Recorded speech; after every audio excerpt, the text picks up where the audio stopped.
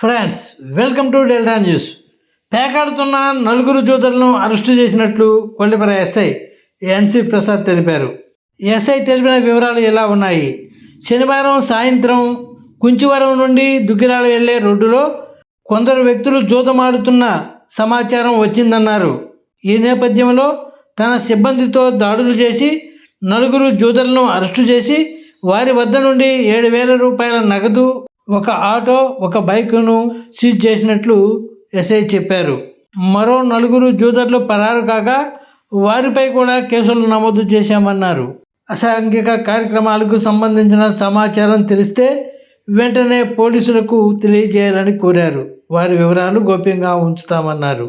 చట్ట వ్యతిరేక కార్యక్రమాలకు పాల్పడే వారిపై ఎంతటి వారినైనా ఉపేక్షించేది లేదని హెచ్చరించారు ఎన్సి ప్రసాద్. ఫ్రెండ్స్, లేటెస్ట్ అప్డేట్స్ కోసం ఇప్పటివరకు మీరు మా ఛానల్ని సబ్స్క్రైబ్ చేసి ఉండకపోతే వెంటనే సబ్స్క్రైబ్ చేసుకోండి.